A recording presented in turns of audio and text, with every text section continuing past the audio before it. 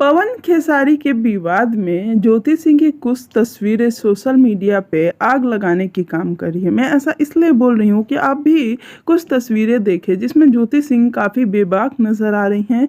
ज्योति सिंह की ये तस्वीरें उनके बर्थडे की है, उनकी बहन की फ़ोटो है, कुछ उनके परिवार की फ़ोटो है।